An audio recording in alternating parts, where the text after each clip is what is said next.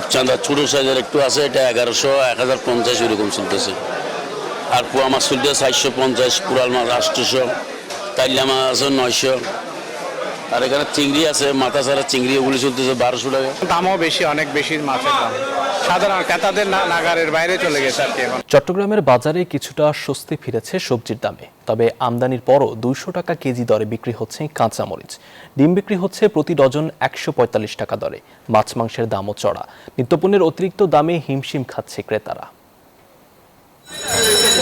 বৃষ্টি ও বন্যার অজুহাত কেটেছে চট্টগ্রামের সবজির বাজারে। বেড়েছে সরবরাহ, দাম আগের তুলনায় কমলেও নেই সহনীয় পর্যায়ে।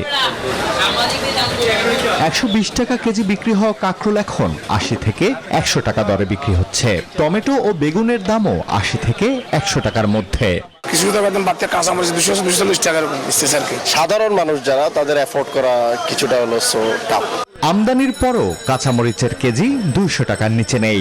আজকের বাজার আপনার ভারতের একটা মরিচ আমরা 140 টাকা 50 টাকা মতো বেচছি, আর একটা আছে 70-80 টাকা মতো বেচা গেছে আলুটা। অন্যদিকে মাছ মাংসের দামও চড়া। এমন অবস্থায় নিত্যপণ্যের চাহিদা মেটাতে হিমশিম খাচ্ছেন ক্রেতারা। রূপচাঁদা ছোট সাইজের একটু আছে, এটা 1100, 1050 এরকম চলতেছে। আর পোয়া মাছ চলতেছে 450, কুড়াল মাছ 800, তাইলা মাছ আছে 900। আর এখানে চিংড়ি আছে, মাথা ছাড়া চিংড়ি, ওগুলি চলতেছে 1200 টাকা। দামও বেশি, অনেক বেশি মাছের দাম, সাধারণ ক্রেতাদের নাগারের বাইরে চলে গেছে আর কি। এখন আর বিক্রেতাদের কাছে বাড়তি দাম নিয়ে অজুহাতের কমতি নেই। কিনা বেশি, সেই জন্য ওই জন্য আর কি, মানে কিনা দাম পাত্তা মিলাতে হবে, গাড়ি ভাড়া আছে, দোকানদার আছে, ওই জন্য। এমন অবস্থায় প্রশাসনের নিয়মিত বাজার মনিটরিং না থাকাকে দুষছেন ভোক্তারা।